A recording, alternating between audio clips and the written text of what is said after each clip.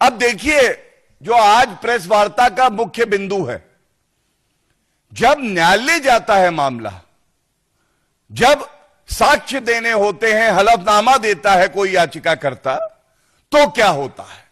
आज मुख्य मुद्दा यह है। तो मैं आपको बता दूं, सर्वोच्च न्यायालय में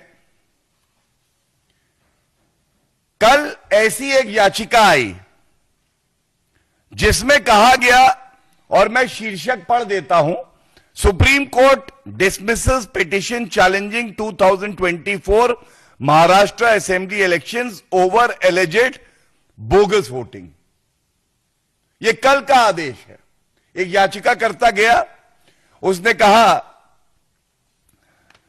महाराष्ट्र में बोगस वोटिंग हो रही है, और एक आरोप यह लगाया 75 लाख बोगस वोटर्स 6 बजे की जो एक समय सीमा थी उसके बाद वोट करते हैं। तो सर्वोच्च न्यायालय ने बिल्कुल स्पष्टता से कहा कि इस याचिका में दम नहीं है और उसको निरस्त किया। पहला, ऐसे ही जून 2025 में बॉम्बे हाईकोर्ट में यही याचिकाकर्ता गए थे, और याचिकाकर्ता ने कई ऐसे निराधार आरोप लगाए। उन्होंने कहा 95 ऐसी कॉन्स्टिट्यूएंसी हैं जहां पे गड़बड़ी हुई है। तो 2 न्यायाधीशों की खंडपीठ ने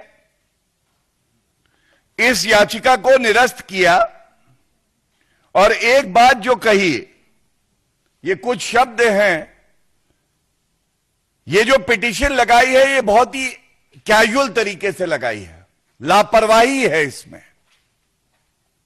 उसके बाद जो कहा, कोई भी टैंजिबल मटेरियल नहीं है हमारे सामने जिससे ये कहा जा सके कि बोगस वोटिंग हुई है या निष्पक्ष चुनाव नहीं हुए। और सबसे बड़ी बात है, न्यायालय ने कहा कि इस तरह की जब याचिकाएं आती हैं तो न्यायालय का जो बहुमूल्य समय है इसको नष्ट किया जाता है, और यह दुरुपयोग है न्यायिक प्रक्रिया का। अब आप देखिए कैसे झूठ की, मोहब्बत की नहीं, झूठ की एक दुकान या शोरूम चला रहे हैं राहुल गांधी, और इसी से जुड़ा हुआ मुद्दा न्यायालय में जाते हैं तो याचिका निरस्त हो जाती है, चाहे वो सर्वोच्च न्यायालय हो, चाहे वो बॉम्बे उच्च न्यायालय हो। लेकिन बड़ी पीड़ा से मैं एक बात कहूंगा, संवैधानिक संस्थाओं पे बेबुनियाद आरोप लगा दो, उनको नाम दे दो वोट चोरी कमीशन ऑफ इंडिया, तो सबसे बड़ा डकैत, सबसे बड़ा खानदानी चोर जो कि भ्रष्टाचार के आरोप में बेल पे बाहर है, आप देखिए कैसे ये लोग झूठ का व्यापार करते हैं।